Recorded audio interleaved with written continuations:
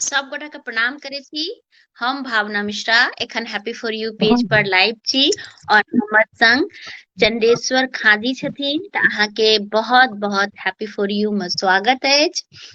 अहाँ जे ई जे छथिन इनकर एकटा पोथी प्रकाशित अछि कछमछी, और इनकर जे छै से गाम छनि पट्टी टोल, कोठिया, झंझारपुर, जिला मधुबनी।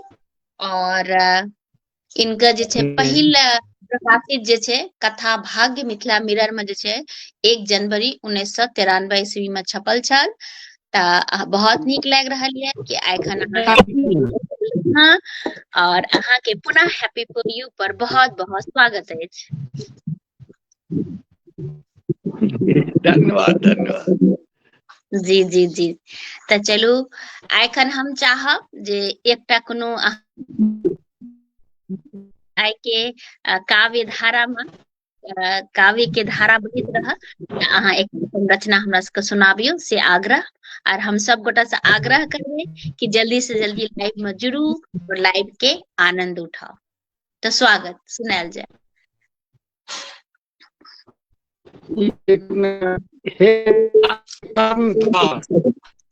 जी अहाँ के बीच बीच में आवाज कट रहा है। जी कहल जाए।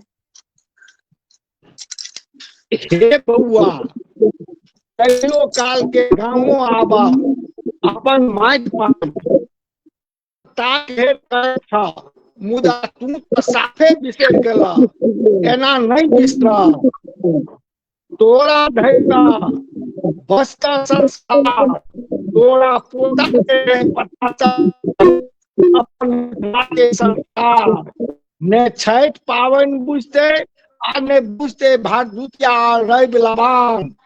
ओ तो गछपक्कू आम की डमरस लताम की बुझते, ओकरा के बुझे तर्पणा ओ कता देखते एक पेरिया बाट, ओ कता देखते खेत में धान गहूमक लाट। हे बउआ गामो आबा एतै पोता सिखता मिथिला के संस्कार।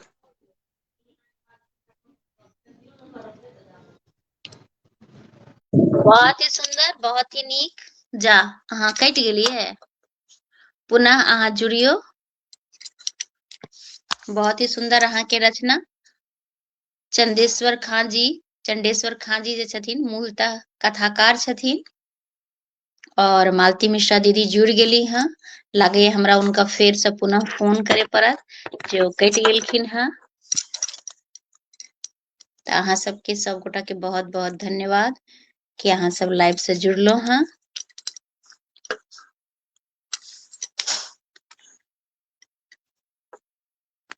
नेटवर्क के हाँ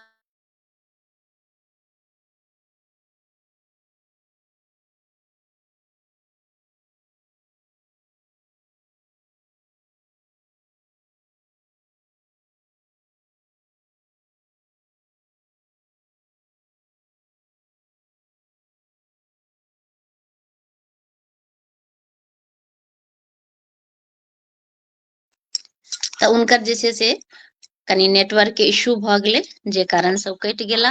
आ पुनः वो जुड़ गेला हैं। लागे यहाँ के नेटवर्क के प्रॉब्लम एखनो अछि। नेटवर्क के प्रॉब्लम लग रही है अहाँ का।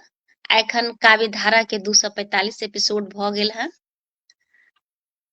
और अपना आप में बड़ा ही नीक लग रहा है कि एखन काव्य धारा के 245 एपिसोड अपना आप में गौरव लागे है कि एते रास रचनाकार से हमरा जैसे साक्षरता करे के भाग्य भेटल, मौका भेटल। नेटवर्क काम नहीं कर हाँ हाँ, अगर अहाँ के ई मोबाइल में अगर नेटवर्क खत्म भ गेल हेते और एहि में अहाँ के जुड़े में फेर से पुनः अहाँ अगर कट जाय छियै त ई लिंक अहाँ दोसर मोबाइल में पठा के दोसरो मोबाइल से अहाँ जुड़ सके छी। ठीक ना, जे मोबाइल में डाटा बचल हेते ओय में अहाँ जुड़ सके छी। ई कोनो भी मोबाइल में अहाँ जे छै लिंक भेज के कंप्यूटर से, टैब से, कोनो भी चीज से जे छै अहाँ जुड़ सके छी, मोबाइल से, लैपटॉप से। त अगर अहाँ के जे छै से एमे नेटवर्क के इशू लग रहल ये त अहाँ दोसर मोबाइल में लिंक के पठा के जे छै अहाँ जुड़ सके छी। ठीक ना? हमर आवाज अहाँ के आबि रहल है? हमर आवाज अहाँ के आबि रहल ये? अहाँ ओ लिंक के ना कोनो दोसर मोबाइल में भेज लिअ, पठा लिअ आ तकर बाद जे छै से अहाँ पुनः जुड़े के प्रयास करियो, कियाकि एहि में अहाँ के नेटवर्क के बहुत ही इशू लग रहल अछि। आर अहाँ के जे पोथी अछि कछमछी से हमरा बड़ा ही नाम प्रभावित करलक है। कछमछी जे अहाँ के पोथी अछि त ओहो पर हमरा परिचर्चा करबाक अछि कि एमे जे छै से अहाँ की नाम किया रखलिए। त बहुत रास हमरा अहाँ से गप करबाक अछि। त अगर एमे हाँ हाँ एमे अहाँ के लागैये नेटवर्क के इशू भ रहल अछि त हमर आग्रह ये कि जे हम जे लिंक अहाँ के पठेलहुं हैं ओ लिंक के अहाँ दोसर मोबाइल में पठा लिअ और ओइ मोबाइल में अहाँ जुड़ू। ठीक ना? ए मोबाइल के लग रहल ये कि नेटवर्क इशू भ रहल ये, डाटा में लगे प्रॉब्लम है। त ओ जे हम लिंक पठेलहुं हैं स्ट्रीम यार्ड के, ओकरा अहाँ दोसर मोबाइल में पठा के अहाँ जुड़ सके छी, जेमे अहाँ के अछि। हाँ त लागे जुड़ रहल छै। मालती दीदी अहाँ सही कह रहल छियै कि दोसर मोबाइल में लिंक पठा के ओहि से जुड़ जाओ। और रंजीत कुमार झा जी सेहो जुड़ल छथि, राधे कृष्णा लिख रहल छथि त राधे कृष्णा। सब गोटा के बहुत बहुत धन्यवाद दै छी। ठंडा शुरू भ गेल हैं, अहाँ सबके दिस कतबा ठंडा अछि कमेंट्स क के जरूर बतायब। और काल्हि खन बहुत नीक परिचर्चा भेल हैं त अहाँ सब जे छै हैप्पी फॉर यू के पेज पर जाके काल्हि के परिचर्चा देख सके छियै। आदरणीय प्रोफेसर मायानंद मिश्र पर परिचर्चा भेल रहा त अहाँ सब देख सके छी।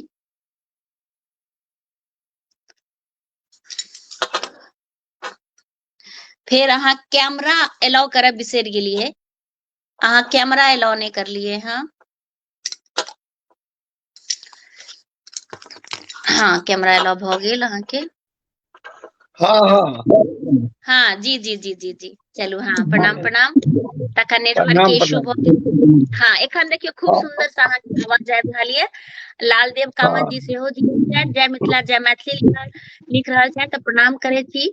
मालती मिश्रा दीदी सेहो जुड़ल छथि त बहुत बहुत धन्यवाद दीदी अपने के कि अहाँ लाइव से जुड़लहुं हैं। प्रभा रानी सेहो जुड़ल छथि, सब गोटा के बहुत बहुत स्वागत अछि जुड़ रहल छथि त बहुत बहुत धन्यवाद। त अहाँ के जे पोथी अछि कछमछी, जी जी जी सुंदर नाम अहाँ रखलिए हैं त हम चाहब जे जी पहिने ओ पोथी पर हमर सबके एकटा परिचर्चा भ जाय। हमरा किछु प्रश्न अछि, हमरा पोथी देखा दिअ। अहाँ के जे लॉग में अछि पोथी से हमरा सबके देखा दिअ। पोथी हैया अछि। हाँ हाँ कछमछी त एहिमे ई लघु कथा संग्रह छी, अहाँ के कथा संग्रह छी कि लघु कथा संग्रह छी? ई लघु कथा छै, लघु कथा। अच्छा अच्छा अच्छा त एहिमे कएटा लघु कथा अछि? एहिमे 88 गो लघु कथा छै। अच्छा 88 गो लघु कथा छै। और कतबा हाँ पृष्ठ के छै पोथी? 112 पृष्ठ के छै। अच्छा अच्छा चलू बहुत ही बढ़िया बात छै। हाँ हाँ चलू बड़ा ही आनंद आबि रहल ये। और हम चाहब जे एकटा कोनो लघु कथा हमरा सबके सुना दिअ। लघु कथा हम सुना दै छी। जी जी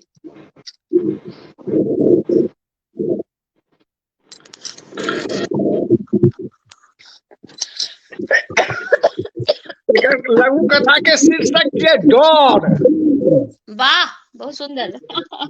ई बड़ा कथा संग्रह सब नहीं करे छी, अलग से ई गेल छै प्रेस में, इहो छपतै। अच्छा ई के अलग से सुनाबै छी। हेलो बौआ हम्म हेलो बौआ सब ठीक ठाक छ ने? हाँ माय सब ठीक ठाक अछि। ई कह ने परीक्षा के की कोना तैयारी छ? एहि बेर घरारी भरना लगा के पाई पठौने छिया, से ध्यान रखिया। हाँ माय एहि बेर पूरा के पूरा तैयारी अछि। एहि बेर कोनो दिक्कत नहीं छै। मुदा ... हेलो मुदा मुदा की कहला? या जे एहू बेर कहीं पेपर लीक नहीं भ जाए तकरे डर अछि। बहुत सही आघात अहाँ करलिए, बहुत ही सही पॉइंट एना रहे पहिने, लेकिन हमरा लागे आब शिक्षा में कनी सुधार भेले हैं और आब कनी जे छै से ज्यादा कड़ाई भेले, अब विद्यार्थी के लिए बहुत जे छै चीज छै, नीक शुभकामना दै छियै। बिल्कुल, बहुत ही सुंदर। जी जी जी। दोसर के दोसर कहै छी जी ई छी पुल पुल पुल खसि पड़ले से देखबा लेल लोकक धरोहि लागि गेल रहे। जतेक मुंह ततेक रंगक गप, कियो सरकार के गरियाबैत रहे त कियो ठिकेदार के, कियो आंखि फाड़ि के देख के आश्चर्यचकित भ जाय छले। आब ओहि पार कोना जेतै लोक। ओहि भीड़ में एकटा बुढ़वा बाजल, पहिने पुल बनैत रहे त ठिकेदार अपना नफा में से किछु किछु हाकिम हुकुम सबके दैत रहे, मुदा आब से नहीं होइत छै। आब तो ऊपर से नीचा धरि आधा से बेसी टानि लै छै, तखन त एहने पुल बनतै ने। से त बिल्कुल सत्य कहै छियै, एहिमे त एखन बहुत आवश्यकता छै। बहुत ही सुंदर। अहाँ जे छै से एक कथाकार के रूप में लघु कथा और कथा अहाँ लिखे छी, और जी अहाँ के पोथी एकटा प्रकाशित भ चुकल है, आ दोसर पोथी जे अहाँ के प्रकाशित हुए प्रेस में अछि, ओकर की नाम रखलिए है? एखन त नाम नहीं रखने छियै, माने एकटा कथा संग्रह छै, ओकर नाम छै कि ना अहाँ के भतबरी। अच्छा, अरे वाह भतबरी। भतबरी कथा छै। भतबरी कथा पर माने 1987 में हमरा कर्ण गोष्ठी कर्णामृत द्वारा प्रतियोगिता में प्रथम पुरस्कार भेटल अछि। वाह वाह वाह, बहुत बहुत शुभकामना। तो बड़ा ही सुंदर हाँ, बड़ा ही सुंदर सुंदर अहाँ नाम रखलिए हैं मैथिली में, भतबरी। देखिए आइ काल्हि के जनरेशन भतबरी के मतलबो नहीं बुझे, पहिने गाम सब जे छै से एना भ जाइत रहे लड़ाई झगड़ा, त कहैत रहे हमरा भतबरी भ। हम चाहब जे ई जे कथा अहाँके अछि, त ई त कथो हम सुनै ले चाहब, और ई कथा के जे नाम राखलिए अहाँ भतबरी, त ओहो पर कनी हम चाहब। आइ के जे नया जनरेशन छै, नया बच्चा सब छै, त हमरा लागे ई सब जे छै से विलुप्त भ रहल छै। त कनिटा भतबरी पर भी अहाँ प्रकाश डालियो, और संगे जे छै अहाँ कथा पर भी स्वागत।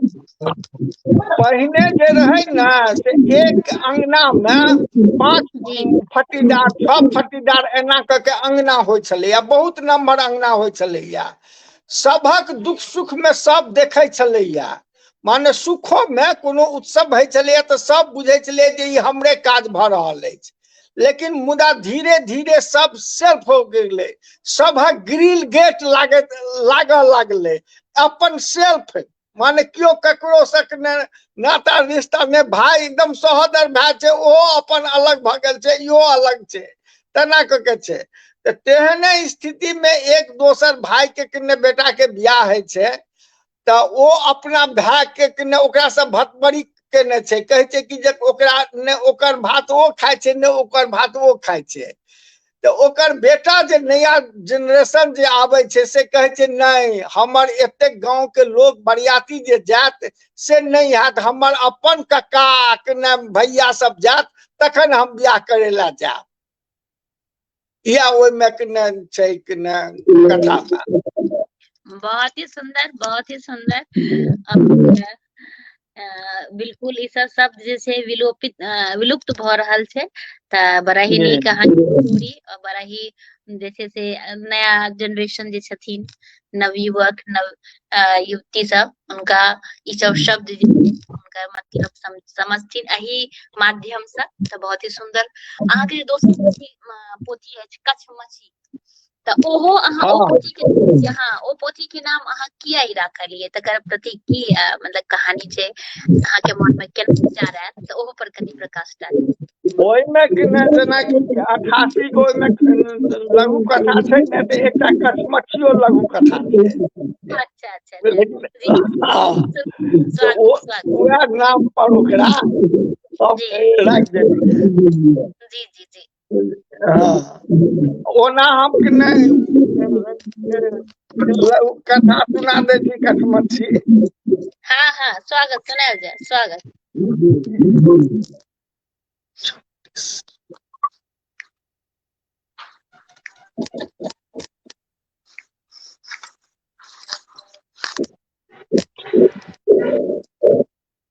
कछमछी कर्मचारी संघ सभक महासंघक आह्वान पर 50 दिन से हड़ताल चल रहल छल। समझौता होबा कोनो नामे नहीं रहे। सब दिन धरना प्रदर्शन चलत रहे। बेसी दिन हड़ताल रहला से कर्मचारी सब दुबरा गेल छल। बनिया बेकाल मास दिन धरि तक कहुना क उधारी द क संभालने रहे, मुदा आब ओहो सब फंस लेने रहे। कर्मचारी लोकन सब दिन अखबार आ रेडियो के समाचार देखैत आ सुनैत अछि, मुदा कोनो नीक समाचार नहीं देख कचमचा जाइत अछि। मुदा की करब, जो कियो बीच में हड़ताल तोड़ के काज पर घूमत तो ओ कर्मचारी सभक नजर में बेईमान कहब। मुदा ताय तक की बेईमानो कहला पर तो दरमाहा नहीं भेटते। के छोटका कर्मचारी सब कठमठी में पड़ल है। भोला के पत्नी बेसी दिन से दुखताय छै। दवाई दुकान से दवाई उठौना लेते, मुदा दुकानदार 3 मासक उधारी के चुकता नहीं केने छल, तैं टाका के व्यवस्था क दवाई अनवा लेल गेल छल। दुकानदार के पुर्जा द दवाई देवा लेल कहलकै। दुकानदार पुर्जा उल्टा पुल्टा के देख कह देलकै, ई दवाई सब हमरा दुकान में नहीं है। भोला बाजल, एखन हम नकदी लेब। ई सुनते दुकानदार के कछमछी लाग गेलै। वाह, बहुत ही सुंदर, बहुत ही नीक, बहुत ताहि लेल अहाँ ई कछमछी के कारण पूरा पोथी के नाम अहाँ कछमछी राखि देलियै। बढ़िया, कछमछी बहुत रखलियै। हाँ, बहुत बहुत जगह ही कछमछी छै। जी जी जी एने जी जी माने जी क्या के ने कथा में कछमछी एले या, लेकिन माने ई काज के न माने हम कह लेतों त नहीं केलौं त बाद में कछमछी होइ छै। किस धिया पुता कह लेते एहि तरह के बात। ब्याहे दान में किस ने बच्चा सब अपन मन से ब्याह कर छै, ओकर माय बाप सोचे छै जे हम करा लेतू तो हमरा 10 लाख टका भेट जाता, हमरा एहि तरह के हैता। ई सब बात सब छै, क्या कछमछी एले या। बिल्कुल बिल्कुल बिल्कुल। एकटा हम दोसर के ने लघु कथा सुनाबै छी। स्वागत स्वागत। दोसर जमाना। वाह। बाबा नोत दै छी, कथी के नोत हो? बाबा बिरजू बाबा के पोता के मूड़न छियै, तकरे नोत अछि। बाबा भोज खायबा लेल जरूर एबै। 5 रंगक छेना के मधुर छै, रसमलाई से रसगुल्ला धरि। मुदा हो ओकर बेटा के बियाह तऽ 6 मास पहिने भेलै, आ आइ पोता के मूड़न भ रहल छै, से कोना भेलै?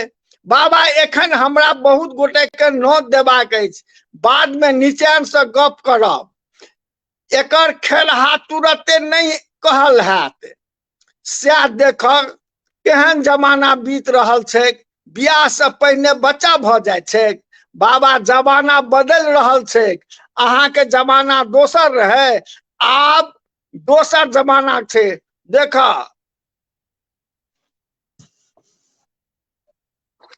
बिल्कुल सही कहलिए, समय के साथ तो बहुत सारा बदलाव आबि गेले हैं।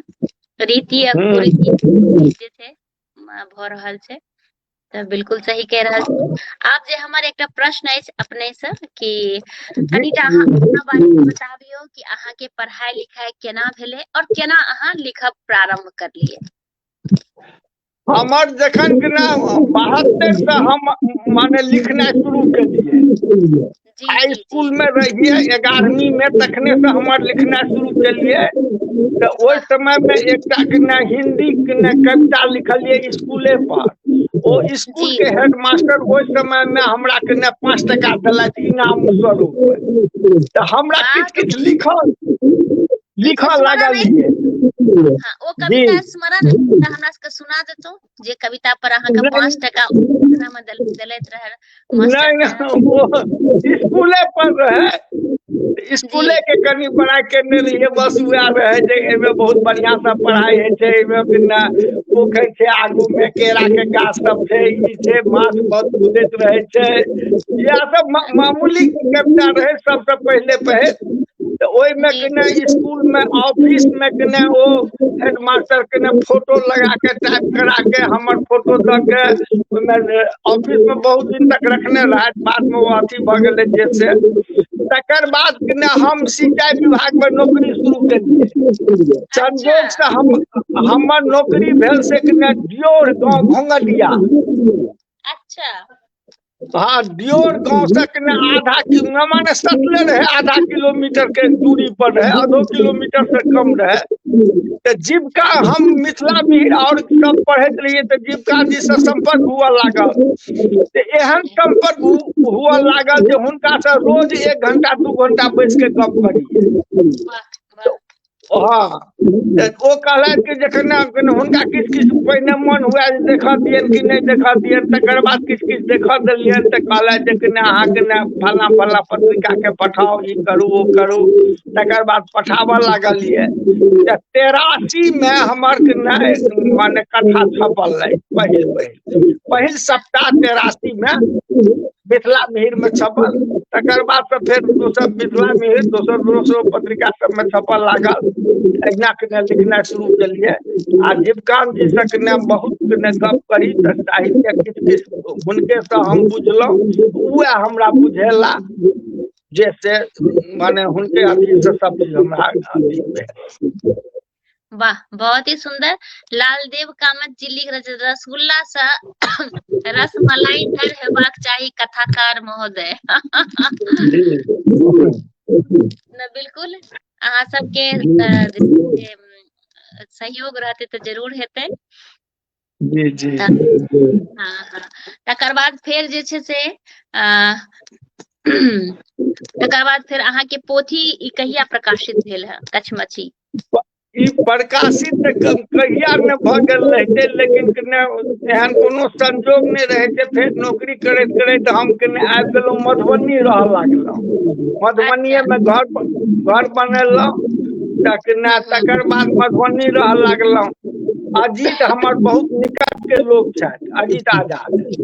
जी जी जी जी हाँ हाँ तो ओ ततेक प्रेशर दिलथि जे हम 2 गो एकटा कथा के एकटा लघु कथा के टोटल देलियन हुनका। तो एकटा लघु कथा तत्काल छपल आ एकटा कथा एकटा लघु कथा तत्काल अथी में जे हमही नहीं कहियो अथी तैयार भ के जाइ छियै ओकरा देखबे सुनबे जखन छपल हमरे दिसन से अथी छै। ताहि दुआरे अथी रहे छै। एतऽ मधुबनी में हम सब रहे छी, एतऽ बहुत तरह के साहित्य संस्था छै। माने मैथिली साहित्य एवं सांस्कृतिक समिति के एखन हम अध्यक्ष छी। वाह हाँ वाह तकर बाद एतऽ एकटा शांति गोष्ठी चलै छै। तो ओहि जी जी सबके मैथिली साहित्य सांस्कृतिक समिति के तो मासे गोष्ठी है छै। लेकिन जी शांति गोष्ठी रोज चले छै, सब दिन चले छै। 5-7 जी जी आदमी जेना कि दिलीप कुमार झा, अजीत आजाद मधुबनी में रहे छथि तो नियमित आबे छथि। अजीत आजाद माने दिलीप कुमार झा, सोनू कुमार झा, कमलेश प्रेमेंद्र, तकर बाद रेवती रमन झा आरो 2-3 आदमी सब जुड़े छथि। ओ सब दिन हम सब इएह समय में आज नहीं गेलहुँ हाँ, आज वो सब फोन केने छला तो कहलिए आई हम नहीं अबऽ। 2 घंटा चर्चा है छै। साहित्य पर 70% साहित्य पर चर्चा भेल, 30% हाँ हाँ ही हंसी मजाक चलल। ओ करीब करीब रोज गोष्ठी है हमरा सबके। जी जी जी जी हाँ। बहुत ही सुंदर बहुत ही नीक और मैथिली में कार्यक्रम होइत रहे तकर सब गोटा के शुभकामना और बहुत बहुत जी धन्यवाद। प्रेम शंकर जी झा पवन जी तो जुड़ गेला है, लिख रहा है बहुत सुंदर, जी तो बहुत बहुत धन्यवाद कहे छी, प्रणाम करे छी। तो हम चाहब कि एक दूटा और अहाँ जे छियै से हमरा सबके कथा सुना दिअ, लघु कथा। सुनू, एकदम से दू लाइन के लघु कथा आज हम सुनबे छी कि ने कमे कमे टा। आवेश एक, आवेश एक। वाह बहिन तोहू एतेक देरी से अयला, तोहर भातीजक मूड़न छौ, तोरा 5 दिन पहिने एबाक चाही ने। आब ई 2 दिन में तू की सब करबही? की कहू भैया, ओ रोगी बुढ़िया हमरा कपार में सटि गेल अछि, मरितो नहीं छै। ओकरे निमेरा करैत करैत हमर सब शौख मनोरथ चूर चूर भ गेल। एकरे आवेश 2। की बहिन बड़ फिरिसानी में देखे छियो? हाँ भैया, बड़ फिरिसानी अछि। बुढ़िया पड़लो रहे छले त ई लुधुरिया धिया पुता के थथमार के राखैत छले, तखन हम घर दुआरक काज सम्हारि लैत रही। बुढ़िया लेल बहिन भोकारि पाटि के कानऽ लगले।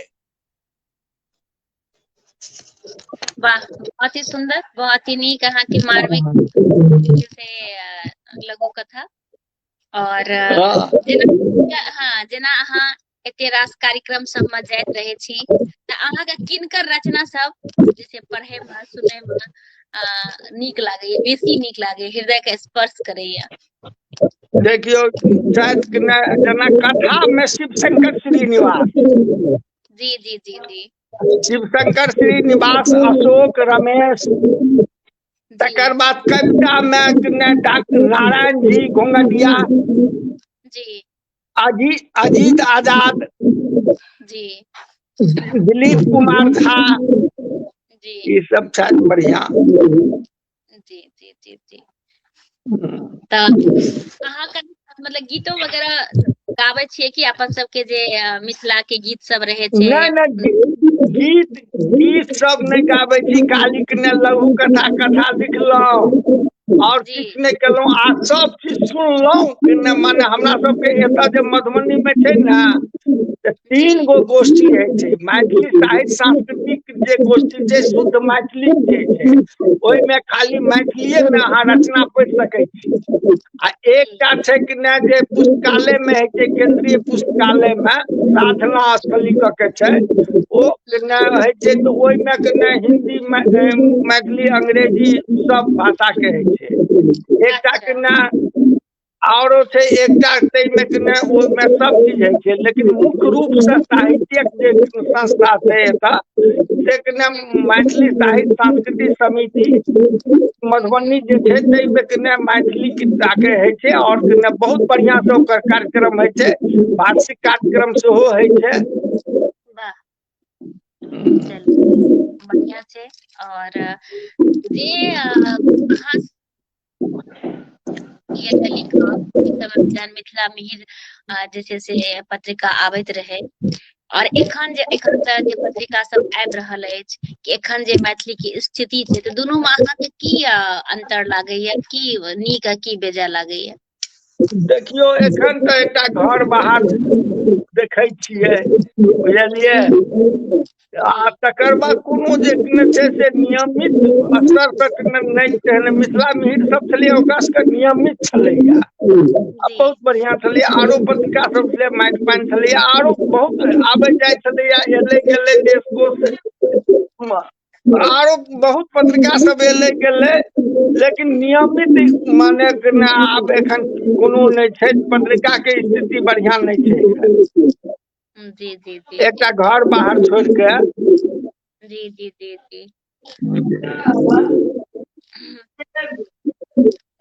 एखन जे अहाँके मतलब कि आसपास में जे बच्चा सब रहैया, नव युवक नव युवती, अहाँके जे बच्चा सब पढ़े छै, छोट छोट बच्चा सब, तो उनका अहाँ मैथिली के प्रति की देखे छियै? जागरूक छथिन या मैथिली का नहीं चाहे छथिन कि हमार बच्चा पढ़े? कि जे उनकर माँ पिताजी छथिन, वो की चाहे छथिन कि मैथिली पढ़ा बच्चा कि नहीं पढ़ा?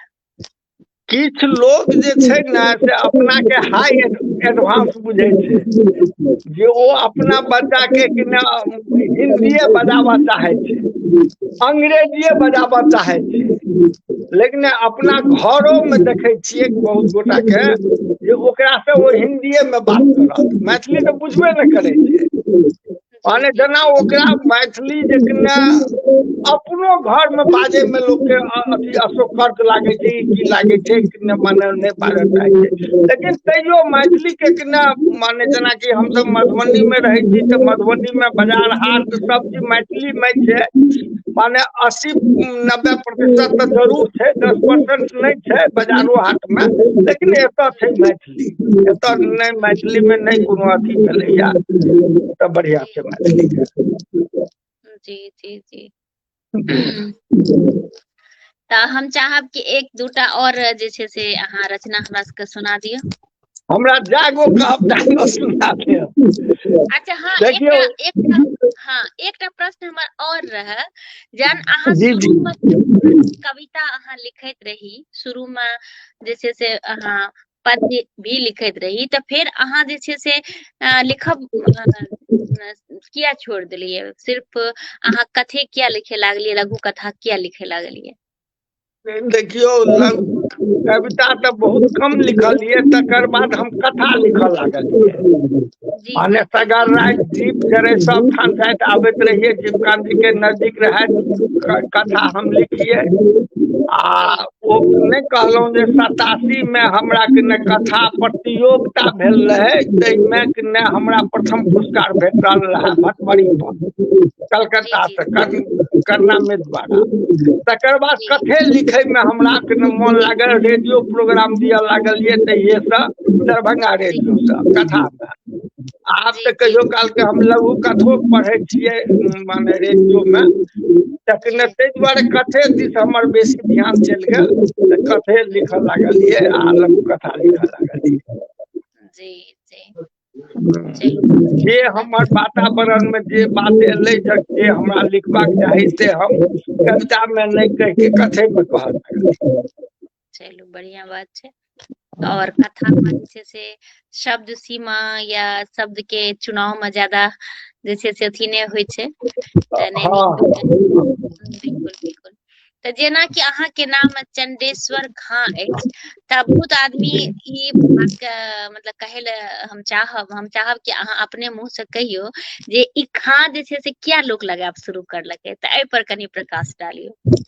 ई जे छै ने से पूर्वजे से आबि रहल छै, हम सब नहीं लगेने छियै, पूर्वजे से हाँ पूर्वजे से आयल छै। तो वो सब कहे छै जे अंग्रेज शासक जे रहे ना, तो ओकरा से ओ ओहि समय में किछ बहादुरी के काज केलथि, तै दुआरे वो अपन टाइटिल दऽ देलकै। किछ एहन बहादुरी के काज भेल हेतै, किछ लोकक कहब छै जे कि ने किछ हिंदू भक्त अपन के ने टाइटिल में खां राखि के बचे के प्रयास केलकै, सबके अलग अलग तर्क छै।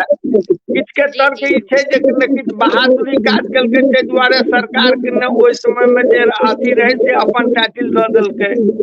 किछ आदमी के कहब छै जे कि ने अपन बचे के लेल खां टाइटिल राखि देलकै, जे ई कि ने मुस्लिम क्षेत्र छी, हिंदू क्षेत्र नहीं छी।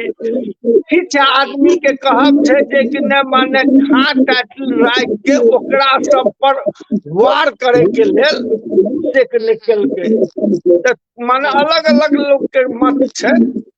जी जी जी जी बिल्कुल। चलो बहुत ही नीक अहाँ के हम चाहब कि जे अहाँ हमरा सबके लघु कथा सुनाबैत रही, हमरा सबके सुना दियौ। जी जी एकटा छै संबंध। वाह। गोपाल मैनेजर साहबक केबाड़ ठकठकौलक, केबाड़ खुजल, केबाड़ एकटा जनानी खोलले छल। ओहि जनानी के गोपाल पहिने से चिन्हैत छल। गोपाल बाजल, अपने तो रमेश सरक पत्नी छियै ने, तखन एतऽ हुनका संग संबंध छल से आब टूटि गेल, आब हमरा हिनका संगे संबंध भ गेल अछि, तैं एतऽ छी। गोपाल ओहि जनानी के दिस आँखि फाड़ि के देखैत रहि गेल। बहुत ही सुंदर बहुत ही नीक जी जी तऽ जेना की कहै छै एते रास अहाँ कार्यक्रम में जाइ छी एते रास अहाँके अनुभव अछि तऽ अपन कोनो एकटा अनुभव हमरा सबके संग शेयर करू नीक बेजाय जे अहाँके हृदय के स्पर्श करने हुए या हृदय के चोट पहुँचेने हुए कोनो भी अहाँ एकटा अनुभव हमरा सबके संग शेयर करू देखियो हम सब जे छी ने हमर जे एखन जे ग्रुप छै ने से कि जी ने ओ एकटा कि ने माने ई बुझू जे कि ने 60% चर्चा करै छी हमसब आ तकर बाद हाँ ही केलहुँ जे जतेक जी भरि दिनका जे आरू माने ओहिमे सबसे कि ने बुजुर्ग हमही छी तकर बाद आरो 2-3 आदमी छथि और सब छथि माने 50 वर्ष के उम्र के लोग सब माने 40-50 के छथि 40 के छथि 2-3 आदमी तकर बाद छथि कि ने माने 50 से ऊपरे हम सब छी 60 के ऊपर के 70 के लगभग के छी तऽ तेहन कऽ के ओहि तरह के एकटा कार्यक्रम बहुत बढ़िया हमरा सबके कार्यक्रम ई चलै छै लेकिन कोनो तरह के यदि मन में अथी अछि माने कष्ट अछि तऽ ओतऽ जाउ एकदम से कि ने माने बुझायत जे कि ने हमसब माने फ्रेश भऽ गेलहुँ एखन से आब नया शुरुआत कर रहल छी नया जीवन के अथी के ने बहुत बढ़िया सा अथी कर रहल छी और सब चीज ठीके ठाक रहै छै जी जी जी जी तऽ एकटा और हमरा सबके रचना सुना दिअ हाँ सुनाबै छी बाबाजी जी लखन बाबू ऑफिसक बॉस रहथि दरमाहा के बादो बहुत रंगक आमद बारी रहै मान सम्मान आगू पाछू पाछू करैत सह लोक रहै मुदा से अगिला मास रिटायर होमय वाला था तैं मोन में हरदम कचमची लागल रहै छै रिटायर भऽ की करब एक दिन हुनकर बड़ा बाबू मोन उदास देख पूछिए देलकनि सर आइ काल्हि अपने बड़ उदास रहै छियै की भऽ गेलै की कहू बड़ा बाबू अगिला मास हम रिटायर भऽ जायब ई गाड़ी घोड़ा ई मान सम्मान कतऽ भेटत तैं उदास उदास रहै छी जी सर अहाँके उदासी सही है हमहूँ 2 मासक बाद रिटायर भऽ जायब क्या ने दुनू गोटे बाबाजी बनि जाय करोड़क करोड़ कमेबो करब आ मान सम्मान संग सुंदर सुंदर डॉट डॉट डॉट वाह बहुत उत्तम विचार अछि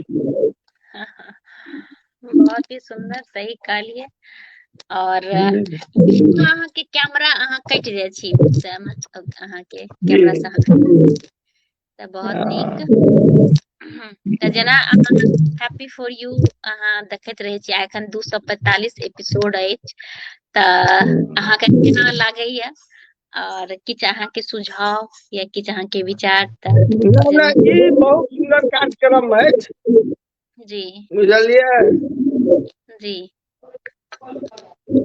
कार्यक्रम बहुत बढ़िया लागैया ई सब हेबाक चाही किछु किछु होइत रहबाक चाही जी जी मैथिलो के हित में आ साहित्यो के हित में बिल्कुल बिल्कुल मैथिली और साहित्य दोनों के हित में कार्यक्रम बढ़िया जी जी जी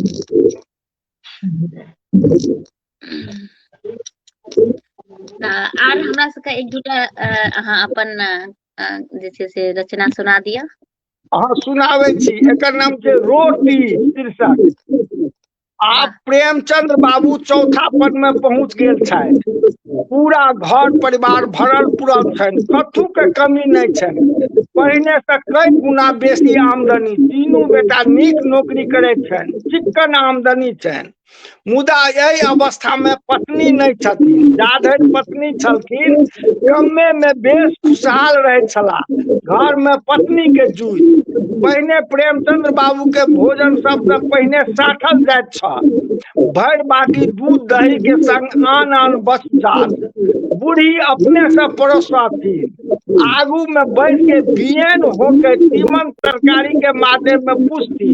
उठबा काल में बूढ़ी आग्रह करे छथिन, कहथिन दू कर आरो खा लियो न, मुदा आप पुतोहू के जूत दूध दही के बाद तक काट जा दियो, भर पेट भातो रोटी पर आफत। ओ साँझ खायबा काल प्रेमचंद बाबू पुतोहू के एकटा रोटी अनबा लेल आवाज लगौलन, मुदा रोटी के बदला में भीतर से आवाज आयल, अब रोटी सज गेल छे। ओहो हाँ, कभी कतो कतो तेना भ रहल छै, दुखद। जी अपन सबके संग नीरा दास जुड़ गेली हैं, लिख रहल छथि बहुत सुंदर प्रस्तुति। ऋषि वशिष्ठ जी से हो जुड़ गेला हैं। खान साहब बहुत शानदार लघु कथा लिखैत छथि, बिल्कुल सही कह रहल छी, प्रणाम करे छी, बहुत बहुत धन्यवाद अपने के कि लाइव से जुड़लो हैं। जी सुनाल जाए। ये शमशान घाट बेदा बाबू चौथा पद में आबि गेल छै। ओ कहियो गाम नहीं छोड़लन, अपन माटि पानि में रमल रहला। ओना धिया पुता के पढ़ेबा लिखाबा में कोनो कोताही नहीं कैलन। से बच्चा सब कियो गाम में नहीं छै, बड़का बड़का हाकिम बन देश विदेश में बच गेल छै। कतेको बेर ओ सब शहर चलबा लेल कहलकै, मुदा ई कहियो अपन माटि नहीं छोड़लन। ई सतघरिया में एक पटीदार छै, आन 6 फरीक में मात्र एकटा भातिज अरुण गाम धैने छै। आनो आन फरीकक बच्चा सब पढ़ लिख देशक कोन कोन में बस गेलै। भातिज अरुण कहियो काल के कका बेदा बाबू से भेंट करबा लेल अबैत रहैत छै। अरुणो कोनो कम आब बच्चा थोड़े छथि, ओहो 50 पार कर चुकल छथि। उनको बच्चा सब बाहरे बाहर, जे सतघरिया के आर सब घर में ताला लटकल छै। ओ सब कहियो काल आब कोला कोली खेत बेच के चल जाइत छथि। आइ काल बेदा बाबू बेसी चिंतित रहे छथि। चिंता कोना न होय, आब ई 90 पार करे वाला छथि। से आइ अरुण के अपन चिंता कहलन, हौ अरुण, जो हम मर जाब तो हमरा शमशान घाट धरि के ल जायत। अरुण किछ कहतनि तैसे पहिने बेदा बाबू हबो ढकार भ जोर से कानऽ लगला। मानवी कथा के रचना और बहुत ही सुंदर। अपन के संग रंजुला दास जी जुड़ गेली हैं, लिख रहल छथि कि बहुत बहुत स्वागत है, बहुत बहुत धन्यवाद, प्रणाम करे छी, बहुत बहुत धन्यवाद कि अहाँ लाइव से जुड़लो हैं। तो अहाँ के जे ई लिख रहल छथि ऋषि वशिष्ठ जी लिख रहल छथि, खां साहब लोक 1 आ लोक 2 लघु कथा अवश्य पढ़ी। सुना चुकलखिन हैं, अहाँ कनी विलम्ब से नहीं लोक 1 आ लोक 2 नहीं सुनेलो। अच्छा ई नहीं सुनलिए, तहन तखन जे एकटा सुनलिए रहे ओ कने आदेश 1 आदेश 2। अच्छा तो सुना दियो, उनकर आग्रह छै त ऋषि वशिष्ठ जी के, त अहाँ सुना दियो। स्वागत।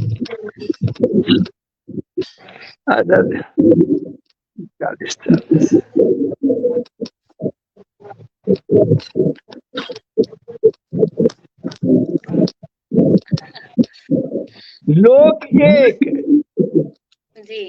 पत्नी दुखताई छली, से हुनका डॉक्टर से देखबा लेल दरभंगा ल के जा रहल छलहुँ। 8 बजिया ट्रेन में लोकक जमघट छल। तैयो कहुना क के ठाढ़ होयबाक लेल जगह बनौलहुँ।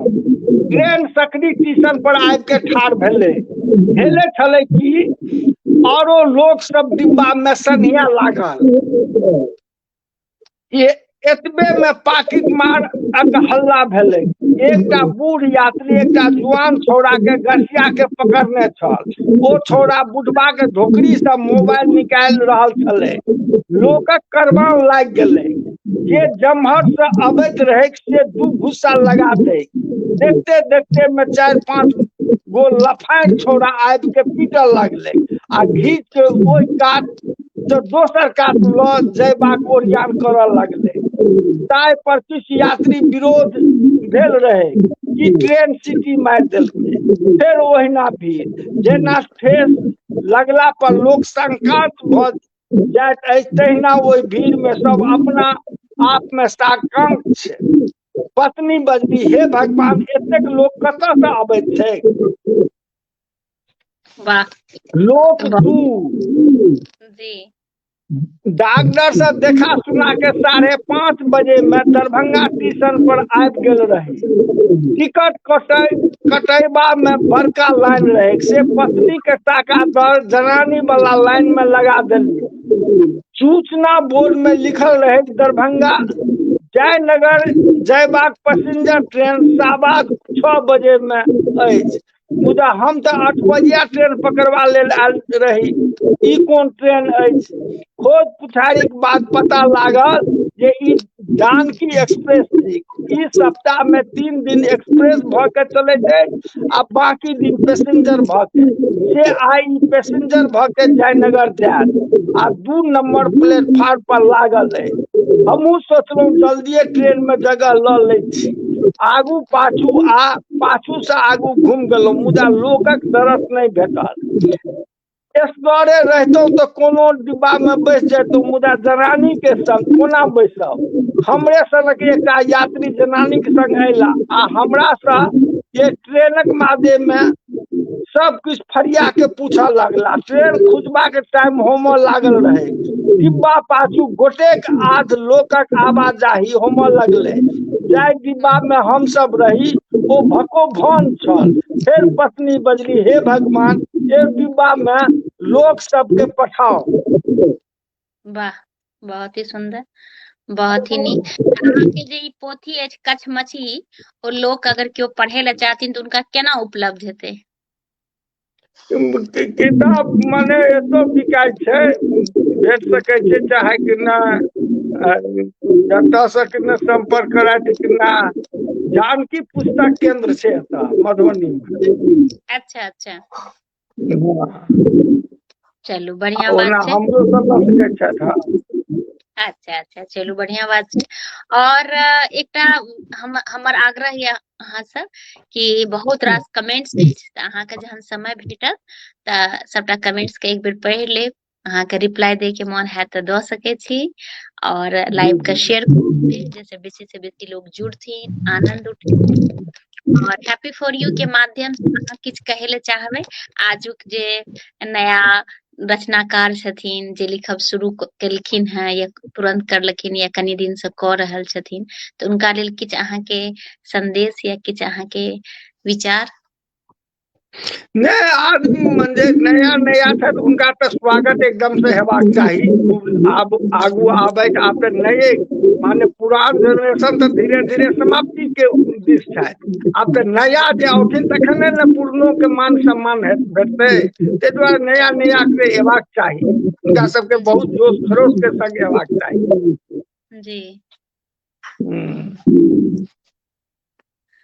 तऽ कोनो एहन अहाँके रचना रहै जे कि अहाँके छूटि गेल हुआ, हमरा सबके नहीं सुना चुकलहुँ, कियाकि समय आब नहीं एक घंटा छै। भऽ गेलै की आब। सबटा सुना देलियै, किछु नहीं छूटल? नहीं नहीं भऽ गेलै। अच्छा अच्छा, तऽ समाप्त कऽ दियै लाइव के या सुनेबै? जे अहाँ हमरा कही। तऽ चलिए एकटा रचना सुना दियौ, कियाकि अहाँके देख रहल छी, किछु ताकि रहल छी, तऽ एकटा रचना सुना दियौ आ फेर ई लाइव के समाप्त कऽ देबै। अच्छा। जी। 84।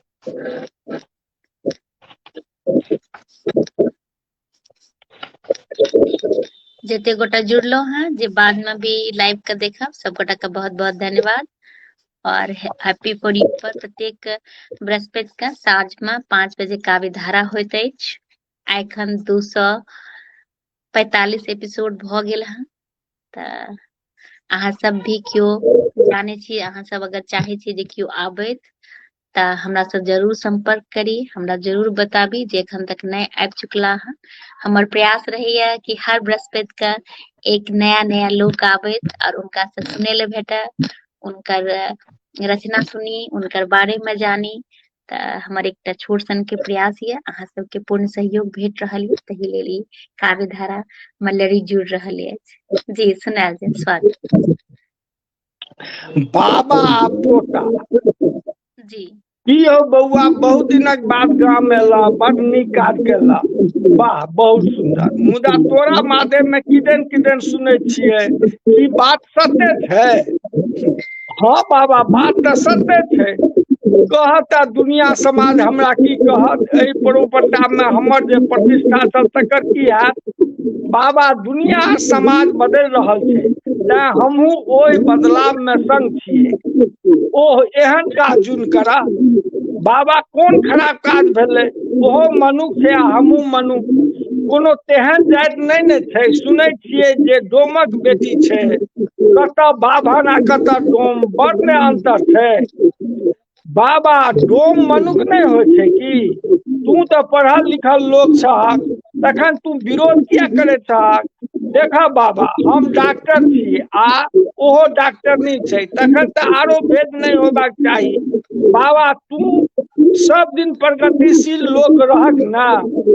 बउआ ओ बात सब अलग छै। अपना सनातनी धर्म आ कुलक मर्यादा के रक्षा करब सेहो जरूरी छै ना। बाबा हमरा एखन छुट्टी बेसी नहीं छ, हम तो तोरा सा आशीर्वाद लेबा लेल आयल रही, से तू हमरा मन से आशीर्वाद दहक। हारल बाबा के अपन प्रगतिशील पोता के आशीर्वाद देवा लेल हाथ उठि गेल रहे। वाह बिल्कुल, परिवार के तो यहाँ होते कि बच्चा के खुशी से बढ़ के किछो नहीं।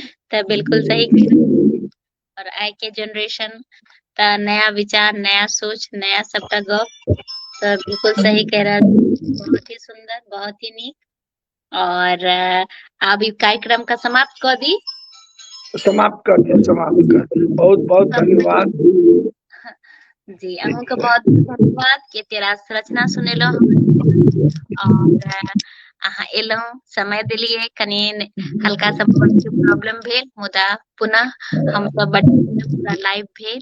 त और जते गोटे जुड़ल छथि, जे बाद में भी देखता, सब गोटा के बहुत बहुत धन्यवाद देब। अहाँ से आग्रह करब कि लाइव अवश्य शेयर कर देबै और कमेंट्स के एक बेर देख लेबै। कोनो अगर रिप्लाई दे के मन हुआ तो अवश्य दी। और यही के साथ समाप्त करे छी। सब गोटा के प्रणाम करे छी। जय मिथिला, जय मैथिली, सब गोटा के प्रणाम।